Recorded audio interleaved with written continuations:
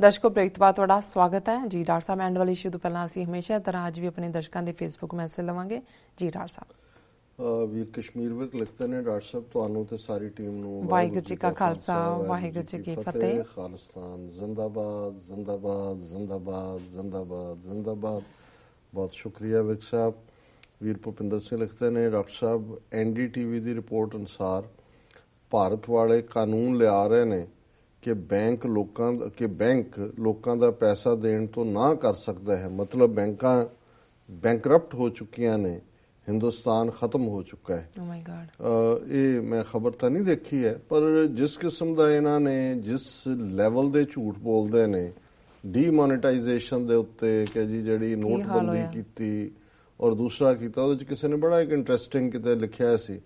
ਉਹਨੇ ਕਿਹਾ ਜੀ ਹੁਣ ਜਦੋਂ ਸਾਲ ਹੋ ਗਿਆ ਨੋਟਬੰਦੀ ਦਾ ਤੇ ਇੱਕ ਦੂਜੇ ਨੂੰ ਵਧਾਈਆਂ ਦੇ ਰਹੇ ਨੇ ਕਿ ਬਹੁਤ ਸਫਲ ਹੋਇਆ ਬਹੁਤ ਸਫਲ ਹੋਇਆ। ਉਹ ਕਹਿੰਦਾ ਮੈਨੂੰ ਯਾਦ ਆਇਆ ਕਿ ਮੈਂ ਜਦੋਂ ਜਿਹਨਾਂ ਜ਼ਮਾਨਿਆਂ 'ਚ ਰਿਜ਼ਲਟ ਨਿਕਲਦਾ ਸੀ ਅੱਧੀ ਰਾਤ ਨੂੰ ਅਖਬਾਰਾਂ 'ਚ ਛਪਦਾ ਸੀ, ਫਿਰ ਅਗਲੇ ਦਿਨ ਅਖਬਾਰ ਵਾਲਾ ਚਵਾਨੀ ਠਾਨੀ ਲੈ ਕੇ ਹਰ ਇੱਕ ਨੂੰ ਸੁਣਾਉਂਦਾ ਸੀ। ਤੇ ਇੱਕ ਮੁੰਡਾ ਆਪਣੇ ਪਿਓ ਦੇ ਨਾਲ ਆਇਆ ਤੇ ਉਹਨੇ ਜਦੋਂ ਦੇਖਿਆ ਜਦੋਂ ਉਹਦੇ 'ਚ ਉਹਨੇ ਕਿਹਾ ਵੀ ਫੇਲ, ਤੇ ਉਹ ਮੁੰਡਾ ਬੇਹੋਸ਼ ਹੋ ਕੇ ਡਿੱਗ ਪਿਆ ਤੇ ਉਹ ਪਿਓ ਜਿਹੜਾ ਉਹ ਉਹਨੂੰ ਪਾਣੀ ਪਾਇਆ। ਮੈਂ ਵੀ ਕਹਿੰਦਾ ਮਦਦ ਕਰਨ ਲੱਗਾ ਤੇ ਜਦੋਂ ਉਹਨੂੰ ਹੋਸ਼ 'ਚ ਆਇਆ ਕਹਿੰਦਾ ਮੈਂ ਤੇ ਘਰ ਨਹੀਂ ਜਾਣਾ, ਮੇਰੀ ਮਾਂ ਕੀ ਕਹੇਗੀ, ਭੈਣਾਂ ਕੀ ਕਹਿਣਗੀਆਂ, ਭਰਾ ਕੀ ਕਹਿਣਗੇ। ਦੂਜਾ ਵੀ ਕਹਿੰਦਾ ਪਿਓ ਨੇ ਕਿਹਾ ਵੀ ਅਸੀਂ ਕਵਾਂਗੇ ਤੂੰ ਪਾਸ। ਕਹਿੰਦਾ ਉਹ ਇੱਕਦਮ ਉੱਠ ਕੇ ਬਹਿ ਗਿਆ। ਤੇ ਇਹ ਉਹਨੇ ਕਿਹਾ ਕਿ ਵੀ ਇਹ ਹੁੰਦਾ ਵੀ ਜੇ ਤੁਸੀਂ ਉਹਨੇ ਕਿਹਾ ਵੀ ਜੇ ਤੁਸੀਂ ਅੱਖਾਂ ਬੰਦ ਕਰ ਲਓ ਕਿਸੇ ਚੀਜ਼ ਤਾਂ ਸਭ ਕੁਝ ਠੀਕ ਹੈ। ਉਹਨੂੰ ਕਹਿੰਦਾ ਉਹਨਾਂ ਨੂੰ ਕਿਹੜਾ ਪਤਾ ਲੱਗਣਾ ਮੈਂ ਉਹਨਾਂ ਦਾ ਰਿਜ਼ਲਟ, ਤੁਸੀਂ ਕਹੋ ਜੀ ਮੈਂ ਪਾਸ ਹਾਂ। ਸੋ ਤੁਸੀਂ ਵਧਾਈਆਂ। ਉਹਨੇ ਕਿਹਾ ਇਹ ਸਭ ਮੋਦੀ ਭਗਤ ਵਧਾਈਆਂ ਦੇ ਰਹੇ ਨੇ ਜੀ, ਨੋਟਬੰਦੀ ਬਹੁਤ ਕਾਮਯਾਬ ਬਹੁਤ ਕਾਮਯਾਬ। ਤੇ ਅੰਦਰੋਂ ਕੀ ਹੋ ਰਿਹਾ ਹੈ, ਕਿੱਥੇ ਸਾਰਾ ਜਾ ਰਿਹਾ ਹੈ, ਡਾਟਾ ਝੂਠਾ ਦੇ ਰਹੇ ਨੇ ਕਿ ਜੀ ਵਿਕਾਸ ਦਰ ਵੱਧ ਗਈ। ਦੂਜਾ ਸੋ ਜ਼ਾਹਰ ਹੈ ਕਿ ਵੀ ਇਹ ਸਿਚੁਏਸ਼ਨ ਉਧਰ ਨੂੰ ਜਾ ਰਹੀ ਹੈ। ਅਲਟੀਮੇਟਲੀ ਜਦੋਂ ਤੁਸੀਂ ਹਰ ਚੀਜ਼ ਝੂਠ ਦੇ ਉੱਤੇ ਮਬਨੀ ਕਰਦੇ ਹੋ ਤਾਂ ਫਿਰ ਇਹੀ ਕੁਝ ਹੁੰਦਾ ਹੈ। ਔਰ ਵੀਰ ਨਵੀਦ ਅਹਿਮਦ ਇਹਨਾਂ ਨੇ 3-4 ਕਾਮੈਂਟਸ ਇਹਦੇ 'ਚ ਉਹਨਾਂ ਨੇ ਸਾਡੇ ਪ੍ਰਤੀ ਵੀ ਪਿਆਰ ਦਾ ਇਜ਼ਹਾਰ ਕੀਤਾ ਹੈ, TV 84 ਲਈ ਵੀ। ਔਰ ਉਹਨਾਂ ਕਿਹਾ ਜੀ ਬਹੁਤ ਵਧੀਆ ਹੈ ਸਾਰਾ। ਜਿਮੀ ਸਿੰਘ ਢਿੱਲੋਂ ਔਰ ਗੁਰਲਾਲ ਸੰਧੂ, ਵੀਰ ਕਰਨੈਲ ਸਿੰਘ ਥਾਂਦੀ, ਜਗਜੀਤ ਸਿੰਘ, ਸੁਰਿੰਦਰ ਸਿੰਘ ਨੰਦਲ, ਕੁਲਦੀਪ ਸਿੰਘ ਧਰਮਸੋਤ, ਜਸਵਿੰਦਰ ਸਿੰਘ, ਗੁਰਕੀਰਤ ਬਰਾੜ, ਢਿੱਲੋਂ ਪ੍ਰਿੰਸ, ਇਹ ਸਾਰੇ ਹੀ ਫਤਿਹ ਖਾਲਿਸਤਾਨ ਜ਼ਿੰਦਾਬਾਦ 2020 ਕਹਿੰਦੇ ਨੇ।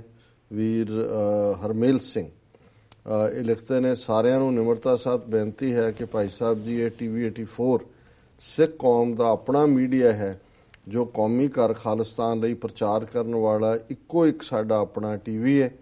ਇਹ ਸਿਰਫ ਆਪਣੇ ਸਿੱਖਾਂ ਦੇ ਦਸਵੰਧ ਨਾਲ ਹੀ ਚੱਲਦਾ ਹੈ। ਸਿੰਘੋ ਤਗੜੇ ਹੋ ਕੇ ਦਿਲ ਖੋਲ ਕੇ ਮਦਦ ਕਰੋ। ਸੋ ਬਹੁਤ ਸ਼ੁਕਰੀਆ ਵੀਰ ਹਰਮੇਲ ਸਿੰਘ ਜੀ। ਔਰ ਅਸੀਂ ਤਾਂ ਬੇਨਤੀ ਕਰ ਸਕਦੇ ਹਾਂ, ਉਹ ਵੀ ਸਾਡੇ ਕਈ ਵੀਰਾਂ ਨੂੰ ਲੱਗਦਾ ਹੁੰਦਾ ਹੈ ਕਿ ਵੀ ਇਹ ਤੁਸੀਂ ਜਾਂ ਜਦੋਂ ਤੁਹਾਡੇ ਵੱਲੋਂ ਤੁਸੀਂ ਕਹਿੰਦੇ ਹੋ ਸਾਨੂੰ ਚੰਗਾ ਨਹੀਂ ਲੱਗਦਾ ਤਾਂ ਤੁਸੀਂ ਫਿਰ ਕਹਿੰਦੇ ਹੁੰਦੇ ਹੋ ਕਿ ਵੀ ਉਹ ਨੌਬਤ ਹੀ ਨਾ ਆਏ। ਚਲੋ ਹੁਣ ਸਾਰੇ ਵੀਰਾਂ ਦੇ ਐਫਰਟ ਦੇ ਨਾਲ ਇਹ ਫੰਕਸ਼ਨ ਰੱਖਿਆ, ਸਾਡੇ ਲਈ ਉਤਸ਼ਾਹ ਵਾਲਾ ਵੀ ਹੋਏਗਾ ਕਿ ਸਾਰੇ ਸਾਡੇ ਵੀਰ ਭੈਣਾਂ ਮਿਲਣਗੇ। ਲੇਕਿਨ ਅਸੀਂ ਇਹ ਸਮਝਦੇ ਹਾਂ ਕਿ ਵੀ ਇਹ ਸਾਡੀ ਜ਼ਰੂਰਤ ਹੈ ਇਸ ਵੇਲੇ ਕਿ ਸਾਨੂੰ ਵੱਧ ਤੋਂ ਵੱਧ ਜਿਹੜੀ ਹੈ ਮਦਦ ਦੀ ਲੋੜ ਹੈ। ਔਰ ਮੈਂ ਦੂਸਰੇ ਸੈਕਸ਼ਨ ਵੱਲ ਦੇਖ ਰਿਹਾ, ਗੁਰਕੀਰਤ ਬਰਾੜ, ਮਨਿੰਦਰ ਸਿੰਘ, JS ਪੰਡਾਲ, ਚਰਨਜੀਤ ਸਿੰਘ, ਬੇਅੰਤ ਸਿੰਘ ਖਾਲਿਸਤਾਨੀ, ਇਹਨਾਂ ਸਾਰਿਆਂ ਨੇ ਵੀ ਜਿਹੜਾ ਹੈ ਉਹ ਜਿਹੜਾ ਖਾਲਿਸਤਾਨ ਜ਼ਿੰਦਾਬਾਦ ਔਰ TV 84 ਨਾਲ ਪਿਆਰ ਦਾ ਜੀ। ਡਾਕਟਰ ਸਾਹਿਬ ਐਂਡ ਵਾਲੇ ਇਸ਼ੂ ਬਾਰੇ ਗੱਲਬਾਤ ਕਰਾਂਗੇ ਜੀ। ਡਾਕਟਰ ਸਾਹਿਬ ਦੇਖੋ, ਜਿਵੇਂ ਜਗਮੀਤ ਸਿੰਘ ਹੋਰਾਂ ਨੇ ਆਪਣੀ ਥਾਂ ਬਣਾਈ ਹੈ NDP 'ਚ, ਸਿਰਫ ਇਸ ਦੇ ਨਾਤੇ ਹੀ ਨਹੀਂ ਕਿ ਇੱਕ ਸਿੱਖ ਹੋਣ ਦੇ ਨਾਤੇ ਤਾਂ ਸਾਨੂੰ ਚੰਗੇ ਲੱਗਦੇ ਨੇ, ਪਰ ਸਿੱਖ ਤਾਂ 2% ਤੋਂ ਵੀ ਘੱਟ ਨੇ। ਲੇਕਿਨ ਕੁਝ ਚੀਜ਼ਾਂ ਹੁੰਦੀਆਂ ਨੇ ਜਿਹਨੂੰ ਕਹਿੰਦੇ ਨੇ ਆਊਟ ਆਫ ਬਾਕਸ, ਇੱਕ ਜਿਹਨੂੰ ਕਹਿੰਦੇ ਨੇ ਕਿ ਲੀਹ ਦੇ ਉੱਤੇ ਤੁਰੇ ਹੋਏ ਲੋਕ ਹੁੰਦੇ ਨੇ, ਇੱਕ ਹੁੰਦੇ ਜਿਹੜੇ ਲੀਹ ਤੋਂ ਹਟ ਕੇ ਗੱਲ ਕਰਦੇ ਨੇ। ਜਿਵੇਂ ਜਗਮੀਤ ਹੋਰਾਂ ਦੀ ਡਰੱਗਸ ਦੇ ਉੱਤੇ ਪੋਜੀਸ਼ਨ ਹੈ ਕਿ ਵੀ ਇਹ ਜਿਹੜਾ ਹੈ ਇਹ ਕ੍ਰਿਮੀਨਲ, ਇਹਨੂੰ ਕਹਿਣਾ ਠੀਕ ਨਹੀਂ ਹੈ, ਇਹ ਸੋਸ਼ਲ ਪ੍ਰੋਬਲਮ ਹੈ ਕਿ ਵੀ ਇਹਨੂੰ ਤੁਸੀਂ ਕਿਵੇਂ ਹੱਲ ਕਰਨਾ। ਤੁਸੀਂ ਕਾਨੂੰਨ ਸਖਤ ਬਣਾਈ ਜਾਓ, ਜੇਲ੍ਹਾਂ 'ਚ ਤੁਹਾਨੂੰ ਤੇ ਉਹਦੇ ਨਾਲ ਤਾਂ ਨਹੀਂ ਹੋਏਗਾ। ਹੁਣ ਇਸੇ ਤਰ੍ਹਾਂ ਪੋਲੀਟੀਕਲੀ ਜਦੋਂ ਉਹ ਰਾਈਟ ਆਫ ਸੈਲਫ ਡਿਟਰਮੀਨੇਸ਼ਨ ਦੀ ਗੱਲ ਕਰਦੇ ਨੇ, ਹੁਣ ਜਿਹੜੇ ਈਵਨ ਉਹਨਾਂ ਦੀ ਮੇਨ ਸਟ੍ਰੀਮ ਪਾਰਟੀਜ਼ ਨੇ ਉਹ ਉਹਨਾਂ ਨੂੰ ਲੱਗਦਾ ਵੀ ਇਹ ਤਾਂ ਬਲਾਕ ਕਿਊਬੇਕॉयਜ਼ ਵਾਲੀ ਪਾਰਟੀ ਦੀ ਲਾਈਨ ਹੈ ਜਿਨ੍ਹਾਂ ਨੇ ਕਿਊਬੈਕ ਦੇ ਵਿੱਚ ਰੈਫਰੈਂਡਮ 1980 ਔਰ 1995 ਚ ਕਰਵਾਇਆ। ਪਰ ਜਗਮੀਤ ਸਿੰਘ ਹੋਰਾਂ ਦੀ ਕਲੀਅਰ ਲਾਈਨ ਹੈ ਕਿ ਵੀ ਜੇ ਤੁਸੀਂ ਲੋਕਾਂ ਦੀ ਮਰਜ਼ੀ ਦੇ ਮੁਤਾਬਕ ਉਹਨਾਂ ਨੂੰ ਐਡਮਿਨਿਸਟ੍ਰੇਸ਼ਨ ਨਹੀਂ ਦਿੰਦੇ ਤੇ ਉਹਨਾਂ ਦੇ ਕੋਲ ਫਿਰ ਚੋਇਸ ਕੀ ਹੈ, ਉਹ ਇਹ ਸੋਚਣ ਕਿ ਵੀ ਨਹੀਂ ਜੇ ਤੁਸੀਂ ਸਾਨੂੰ ਇਨਸਾਫ ਨਹੀਂ ਦਿਓਗੇ ਜਾਂ ਉਹਨਾਂ ਨੂੰ ਭਾਵੇਂ ਪਰਸੈਪਸ਼ਨ ਹੀ ਹੋਏ ਪਰਸੀਵਡ ਹੋਏ ਜੀ ਕਿ ਵੀ ਉਹਨਾਂ ਨੂੰ ਇਨਸਾਫ ਨਹੀਂ ਮਿਲ ਰਿਹਾ, ਫਿਰ ਉਹਨਾਂ ਕੋਲ ਰਸਤਾ ਕੀ ਹੈ। ਯੂਨਾਈਟਿਡ ਨੇਸ਼ਨਸ ਚਾਰਟਰ ਨੇ, ਜਿਵੇਂ ਅਸੀਂ 10 ਦਸੰਬਰ ਦੇ ਪ੍ਰੋਗਰਾਮ ਬਾਰੇ ਫਰਾਈਡੇ ਡਿਸਕਸ ਕੀਤਾ ਸੀ ਕਿ ਕਿਵੇਂ UN ਚਾਰਟਰ ਦੇ ਵਿੱਚ ਵੀ ਔਰ ਜਿਨ੍ਹਾਂ ਜਨੀਵਾ ਪ੍ਰੋਟੋਕੋਲਸ ਦਾ ਜਿਹੜਾ ਹੈ ਉਹ ਅਸੀਂ 50 ਸਾਲਾਂ ਮਨਾ ਰਹੇ ਹਾਂ, ਉਹਦੇ ਚ ultimately right of self determination. ਹੁਣ ਪੰਜਾਬ ਦੇ 13 ਮੈਂਬਰ ਪਾਰਲੀਮੈਂਟ ਨੇ, ਉਹਨਾਂ ਦੇ ਵਿੱਚ ਆਲਮੋਸਟ ਸਾਰੀਆਂ ਮੇਜਰ ਪਾਰਟੀਆਂ ਦੇ ਨੇ ਜੀ। ਅਸੀਂ ਔਰ ਸਾਨੂੰ ਇਸ ਗੱਲ ਦਾ ਫਖਰ ਹੈ ਕਿ ਜਿੱਥੇ ਅਸੀਂ ਜਗਮੀਤ ਸਿੰਘ ਹੋਰਾਂ ਨੂੰ ਸਾਡੇ ਪਿਛਲੇ ਸਮਾਗਮ ਦੇ ਵੇਲੇ ਜਿਹੜਾ ਮਾਰਚ 2016 ਚ ਹੋਇਆ ਸੀ ਫੰਡ ਰੇਜ਼ਿੰਗ ਵਾਲਾ, ਉਹਦੇ ਚ ਉਹ ਮੁੱਖ ਮਹਿਮਾਨ ਸਨ ਔਰ ਉਦੋਂ ਤਾਂ ਉਹ ਇੱਕ ਜਿਹੜੇ ਨੇ ਉਹ ਮੈਂਬਰ ਪ੍ਰੋਵਿੰਸ਼ੀਅਲ ਪਾਰਲੀਮੈਂਟ ਸੀ ਜਿਹੜਾ MLA ਸਟੇਟਸ ਹੁੰਦਾ। ਅੱਜ ਉਹ ਆਲਮੋਸਟ ਉਸ ਫੀਲਡ ਉਸ ਪਾਸੇ ਵੱਲ ਜਾ ਰਹੇ ਨੇ ਕਿ 2019 ਚ ਉਹ ਡਿਬੇਟ ਕਰ ਰਹੇ ਹੋਣਗੇ ਪਾਰਟੀ ਚੀਫ ਦੇ ਤੌਰ ਤੇ ਜਸਟਿਨ ਟਰੂਡੋ ਨਾਲ ਔਰ ਕੰਜ਼ਰਵੇਟਿਵਜ਼ ਨਾਲ, ਜਿਹੜੀ ਕਿ ਡਾਇਰੈਕਟ ਪ੍ਰਾਈਮ ਮਿਨਿਸਟਰਸ਼ਿਪ ਦੀ ਰੇਸ ਹੈ, ਉੱਥੇ ਪਹੁੰਚ ਜਾਂਦਾ ਜੇ ਉਹਨਾਂ ਦੀ ਪਾਰਟੀ ਲੈ ਜਾਏ। ਸੋ ਦੂਜੇ ਪਾਸੇ ਸਾਨੂੰ ਇਸ ਗੱਲ ਦਾ ਵੀ ਫਖਰ ਹੈ ਵੀ ਭਾਵੇਂ ਇੱਕ ਜਿਹੜਾ ਤਬਕਾ ਹੈ ਉਹ ਸਾਡਾ ਵੀ ਡਰਦਾ ਹੈ, ਘਬਰਾਉਂਦਾ ਹੈ, ਕਈ ਲੇਬਲ ਵੀ ਕਰਦੇ ਨੇ, ਕਈ ਸਾਡੇ ਪ੍ਰੇਮੀ ਕਾਮੈਂਟ ਲਿਖਣ ਵਾਲੇ ਵੀ ਸਾਡੇ ਤੇ ਆ ਜਾਂਦੇ ਨੇ, ਕੋਈ ਐਕਸਟ੍ਰੀਮ ਖਾਲਿਸਤਾਨੀ ਕਹੇ, ਕੋਈ ISI ਨਾਲ ਜੋੜ ਦੇ, ਕੋਈ ਪਾਕਿਸਤਾਨ ਨਾਲ ਜੋੜ ਦੇ। ਪਰ ਮੈਂ ਸਮਝਦਾ ਹਾਂ ਵੀ ਅਸੀਂ TV 84 ਨੇ ਇਹਨਾਂ 5 ਸਾਲਾਂ 'ਚ ਨਾ ਸਿਰਫ ਸਿੱਖ ਹਲਕਿਆਂ 'ਚ ਜਾਂ ਪੰਥਕ ਹਲਕਿਆਂ 'ਚ ਪੰਥਕ ਓਪੀਨੀਅਨ ਮੇਕਿੰਗ ਦੇ ਤੌਰ ਤੇ ਥਾਂ ਬਣਾਈ ਹੈ।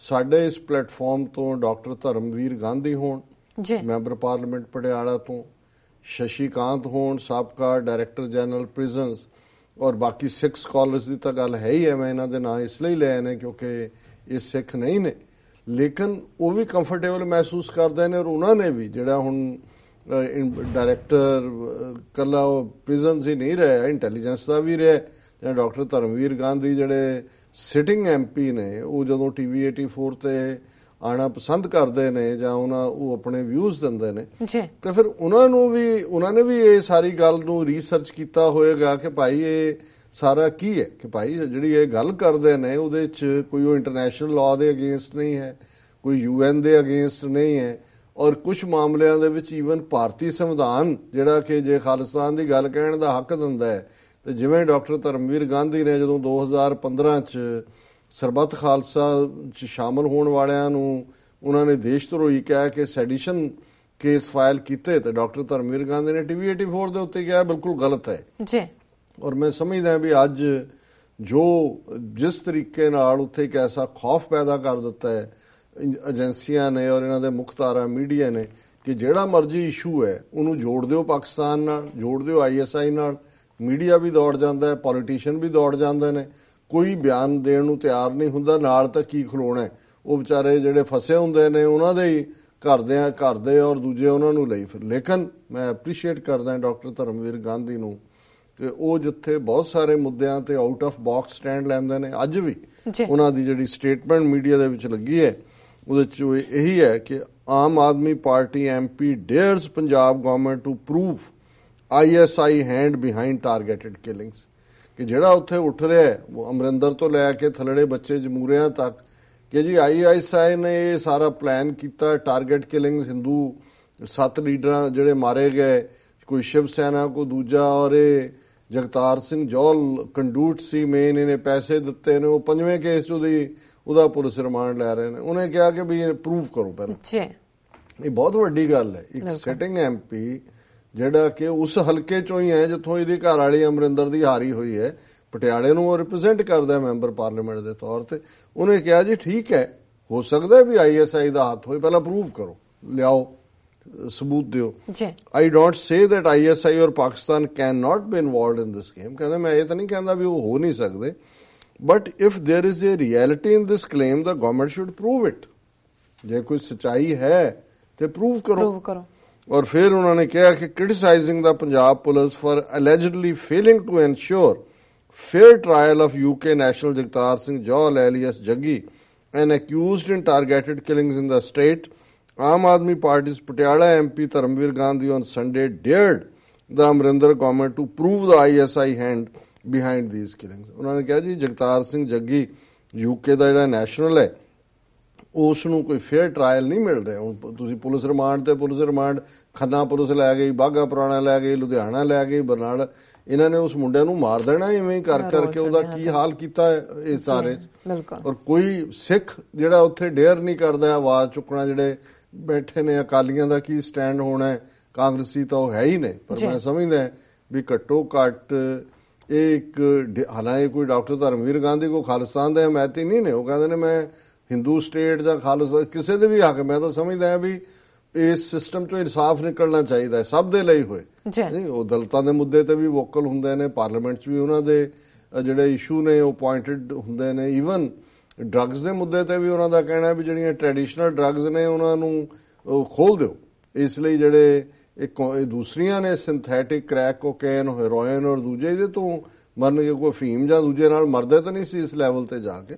ਹੁਣ ਇਹ ਵੀ ਜਗਮੀਤ ਸਿੰਘ ਵਾਲੀ ਲਾਈਨ ਹੀ ਹੈ, ਜਿਵੇਂ ਉਹ ਆਊਟ ਆਫ ਦਾ ਬਾਕਸ ਕਹਿੰਦਾ ਕਿ ਭਾਈ ਇਹ ਸੋਸ਼ਲ ਪ੍ਰੋਬਲਮ ਹੈ, ਇਹ ਲਾਅ ਦੀ ਪ੍ਰੋਬਲਮ ਨਹੀਂ ਹੈ।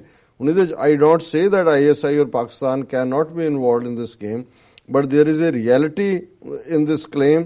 The government should prove it, said Gandhi while talking to the media on sidelines of a seminar on drugs. The event was organized by Sai Mia Mir Foundation, this, that.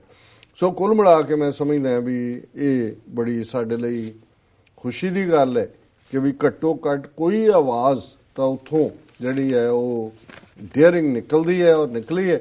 ਔਰ ਸਾਨੂੰ TV 84 ਦੇ ਨਾਤੇ ਇਸ ਗੱਲ ਦਾ ਮਾਣ ਹੈ ਕਿ ਅਸੀਂ ਹਮੇਸ਼ਾ ਹੀ ਉਹਨਾਂ ਨੂੰ, ਅਜੇ 3-4 ਦਿਨ ਪਹਿਲਾਂ ਡਾਕਟਰ ਧਰਮਵੀਰ ਗਾਂਧੀ ਜਿਹੜੇ ਨੇ ਉਹ TV 84 ਤੇ ਬਾਬਰੀ ਮਸਜਿਦ ਢਾਉਣ ਦੇ 25 ਸਾਲਾ ਉਸ ਮੌਕੇ ਦੇ ਉੱਤੇ ਉਹਨਾਂ ਨੇ ਬੜੀ ਖੁੱਲ੍ਹ ਕੇ ਗੱਲਬਾਤ ਕੀਤੀ ਕਿ ਹਿੰਦੂ ਤਵੀਆਂ ਦਾ ਏਜੰਡਾ ਕੀ ਹੈ। ਬਿਲਕੁਲ ਡਾਕਟਰ ਸਾਹਿਬ, ਹੁਣ ਤੇ ਸਾਡੇ ਦਰਸ਼ਕਾਂ ਦੱਸ ਦਿਓ ਅੱਜ ਦਾ ਵਿਚਾਰ। ਜਿਵੇਂ ਅਸੀਂ ਸੋਮਵਾਰ ਦੀ ਵਿਚਾਰ 'ਚ ਭਾਈ ਗੁਰਦਾਸ ਜੀ ਦੇ ਕਬਿਤ ਸਵਈਏ ਵਿਚਾਰਦੇ ਜੀ, ਅਸੀਂ 199 ਵਿਚਾਰ ਲਏ, ਅੱਜ 200th ਉਹਨਾਂ ਦੇ ਸਵਈਏ ਜੀ। ਔਰ ਬਹੁਤ ਵਾਰ ਅਸੀਂ ਗੁਰਬਾਣੀ 'ਚ ਜਦੋਂ ਪੜ੍ਹਦੇ ਹਾਂ, ਕਰਤੂਤ ਪਸ਼ੂ ਕੀ ਮਾਨਸ ਜਾਤ, ਲੋਕ ਪਚਾਰਾ ਕਰੇ ਦਿਨ ਰਾਤ। ਸੋ ਬਹੁਤ ਵਾਰ ਹੁੰਦਾ ਹੈ ਕਿ ਜੀ ਕੀ ਪਸ਼ੂ ਨੂੰ ਮਾੜਾ ਕਿਹਾ। ਜਦੋਂ ਬੰਦੇ ਨੂੰ ਗੁਰੂ ਸਾਹਿਬ ਨੇ ਕਿਹਾ ਜੀ ਤੂੰ ਪਸ਼ੂ ਹੈ, ਇਹਦਾ ਮਤਲਬ ਹੈ ਵੀ ਜੋ ਤੁਸੀਂ ਕਿਸੇ ਨੂੰ ਨੀਵਾਂ ਕਹਿੰਦੇ ਹੋ ਤਾਂ ਕੋਈ ਤਾਂ ਨੀਵਾਂ ਹੁੰਦਾ, ਇਹ ਨਹੀਂ ਹੈ। ਔਰ ਭਾਈ ਗੁਰਦਾਸ ਜੀ ਦਾ ਇਹ ਸਵਈਆ ਇਹ ਦੱਸਦਾ ਵੀ ਪਸ਼ੂ, ਜਦੋਂ ਗੁਰੂ ਸਾਹਿਬ ਨੇ ਵੀ ਬੰਦੇ ਨੂੰ ਜਿਹੜੇ ਰੱਬ ਤੋਂ ਟੁੱਟੇ ਹੋਏ ਨੇ, ਜਿਹੜੇ ਸਿਰਫ ਖਾਣ ਪੀਣ ਔਰ ਇਆਸ਼ੀ ਤੱਕ ਜਿਨ੍ਹਾਂ ਦੀ ਜ਼ਿੰਦਗੀ ਹੈ, ਉਹਨਾਂ ਨੂੰ ਜਿਹੜਾ ਢੋਰ ਤੇ ਮੂਰਖ ਕਿਹਾ, ਢੋਰ ਪਸ਼ੂ ਨੂੰ ਕਹਿੰਦੇ ਨੇ। ਤਾਂ ਉਹਦਾ ਰੀਜ਼ਨ ਹੈ, ਭਾਈ ਗੁਰਦਾਸ ਜੀ ਦਾ ਇੱਕ ਕਵਿਤ ਜਿਹੜਾ ਬਰੀਫ ਹੈ ਪਰ ਉਸ ਰੀਜ਼ਨ ਨੂੰ ਐਕਸਪਲੇਨ ਕਰਦਾ ਹੈ। ਪਸ਼ੂਆ ਮਾਨੁਖ ਦੇ ਅੰਤਰ ਇਹ ਹੈ, ਸ਼ਬਦ ਸੁਰਤ ਕੋ ਵਿਵੇਕ ਅਵਿਵੇਕ ਹੈ। ਪਸ਼ੂ ਹਰੇ ਹਾਓ ਕਹਿਓ ਸੁਣਿਓ ਅਨਸੁਣਿਓ ਕਰੋ। ਮਾਨਸ ਜਨਮ ਉਪਦੇਸ਼ ਹਿਰਦੈ ਟੇਕ ਹੈ। ਪਸ਼ੂਆ ਸ਼ਬਦਹੀਨ ਜੇਬਾ ਨਾ ਬੋਲ ਸਕੈ। ਮਾਨਸ ਜਨਮ ਬੋਲੇ ਬਚਨ ਅਨੇਕ ਹੈ। ਸ਼ਬਦ ਸੁਰਤ ਸੁਨ ਸਮਝ ਬੋਲੇ ਵਿਵੇਕੀ। ਨਾਤੁਰ ਅਚੇਤ ਪਸ਼ੂ ਪ੍ਰੇਤ ਹੂਮੈ ਏਕ ਹੈ ਜੀ। ਉਹਨਾਂ ਨੇ ਕਿਹਾ ਵੀ ਪਸ਼ੂ ਤੇ ਮਨੁੱਖ ਦੇ ਦੇਹ ਦੇ ਵਿੱਚ, ਹਾਲਾਂ ਮੈਡੀਕਲੀ ਸਪੀਕਿੰਗ, ਬਾਇਓਲੋਜੀਕਲੀ ਪਸ਼ੂ ਦੀ ਡੋਜ਼ ਜ਼ਿਆਦਾ ਹੁੰਦੀ ਹੈ। ਤੁਸੀਂ ਮੈਡੀਸਨ ਦਿੰਦੇ ਹੋ, ਆਲਮੋਸਟ ਸਾਰੀਆਂ ਉਹਨਾਂ ਤੇ ਹੀ ਉਹਨਾਂ ਦੇ ਐਕਸਪੈਰੀਮੈਂਟ ਹੋਏ ਹੁੰਦੇ ਨੇ, ਕਿਉਂਕਿ ਸਿਸਟਮ ਇੱਕੋ ਜਿਹਾ ਹੀ ਕੰਮ ਕਰਦੇ ਨੇ ਉਹਨਾਂ ਦੇ, ਮਨੁੱਖਾਂ ਦੇ ਔਰ ਪਸ਼ੂਆਂ ਦੇ। ਲੇਕਿਨ ਫਰਕ ਕੀ ਹੈ? ਪਸ਼ੂਆ ਮਾਨੁਖ ਦੇ ਅੰਤਰ, ਜੇ ਅੰਤਰ ਹੈ ਕਿ ਅੰਤਰ ਇਹ ਹੈ ਕਿ ਅੰਤਰ ਹੈ, ਸ਼ਬਦ ਸੁਰਤ ਕੋ ਵਿਵੇਕ ਅਵਿਵੇਕ ਹੈ। ਕਿ ਬੰਦੇ ਦੇ ਵਿੱਚ ਸ਼ਬਦ ਔਰ ਸੁਰਤ, ਠੀਕ ਤੇ ਗਲਤ ਸੋਚਣ ਦੀ ਸ਼ਕਤੀ ਹੈ ਜਿਹੜੀ ਕਿ ਪਸ਼ੂ ਦੇ ਕੋਲ ਨਹੀਂ ਹੈ। ਉਹ ਅਵਿਵੇਕ ਹੈ, ਉਹਦੇ ਕੋਲ ਇੰਟੈਲੈਕਟ ਨਹੀਂ ਹੈ, ਉਹ ਠੀਕ ਤੇ ਗਲਤ ਦਾ ਫੈਸਲਾ ਨਹੀਂ ਕਰ ਸਕਦਾ।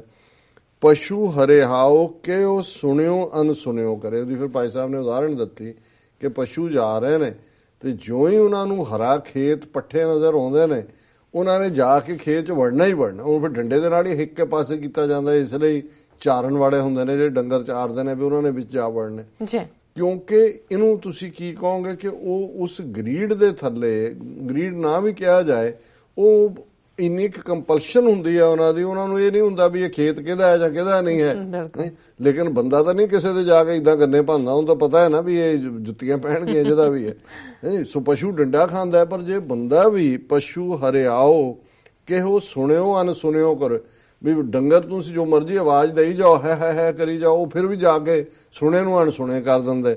ਮਾਨਸ ਜਨਮ ਉਪਦੇਸ਼ ਹਿਰਦੈ ਟੇਕ ਹੈ। ਬੰਦੇ 'ਚ ਫਰਕ ਇਹ ਹੈ ਕਿ ਜੇ ਮਨੁੱਖ ਦੀ ਜ਼ਾਤ ਠੀਕ ਢੰਗ ਦੇ ਨਾਲ ਹੈ, ਮਨੁੱਖ ਹੈ ਉਹ, ਤੇ ਫਿਰ ਜਿਹੜੀ ਗੱਲ ਉਹਨੂੰ ਕਹੀ ਜਾਏਗੀ ਹਿਰਦੈ ਟੇਕ ਹੈ, ਉਹ ਦਿਲ ਦੇ ਨਾਲ ਉਹਨੂੰ ਸੁਣੇਗਾ ਜੀ, ਔਰ ਉਸ ਦੇ ਉੱਤੇ ਖਲੋਏਗਾ, ਉਸ ਤੇ ਅਮਲ ਕਰੇਗਾ। ਪਸ਼ੂਆ ਸ਼ਬਦਹੀਨ ਜੇਬਾ ਨਾ ਬੋਲ ਸਕੇ। ਪਸ਼ੂ ਜਿਹੜਾ ਹੈ ਉਹ ਬੋਲ ਨਹੀਂ ਸਕਦਾ, ਉਹਦੇ ਕੋਲ ਸ਼ਬਦ ਨਹੀਂ ਨੇ। ਫੀਲਿੰਗ ਹੈ ਜੀ, ਫੀਲਿੰਗ ਤਾਂ ਹੈ, ਉਹ ਆਪਣੇ ਬੱਚਿਆਂ ਪ੍ਰਤੀ ਵੀ ਹੈ ਔਰ ਅਦਰਵਾਈਜ਼ ਵੀ ਹੈ, ਪਰ ਉਹਦੇ ਕੋਲ ਬੋਲਣ ਦੀ ਸ਼ਕਤੀ ਨਹੀਂ ਹੈ, ਜੀਭ ਨਹੀਂ ਹੈ ਕਿ ਉਹ ਜੇਬਾ ਨਾ ਬੋਲ ਸਕੇ। ਜੀਭ ਹੈ ਲੇਕਿਨ ਉਸ 'ਚੋਂ ਆਵਾਜ਼ ਨਹੀਂ ਹੈ। ਮਾਨਸ ਜਨਮ ਬੋਲੇ ਬਚਨ ਅਨੇਕ ਹੈ, ਕਿ ਜਿਹੜੀ ਮਨੁੱਖ ਦੇਹ ਹੈ, ਮਨੁੱਖ ਜੀਵਨ ਹੈ, ਅਸੀਂ ਬਹੁਤ ਗੱਲਾਂ ਕਰ ਸਕਦੇ ਹਾਂ, ਸਾਨੂੰ ਸੋਚਣ ਦੀ ਵੀ ਵਿਵੇਕ ਵੀ ਹੈ, ਇੰਟੈਲੈਕਟ ਠੀਕ ਔਰ ਗਲਤ, ਔਰ ਉਹਨੂੰ ਫਿਰ ਐਕਸਪ੍ਰੈਸ ਕਰਨ ਦੇ ਲਈ ਲੈਂਗੁਏਜ ਵੀ ਹੈ।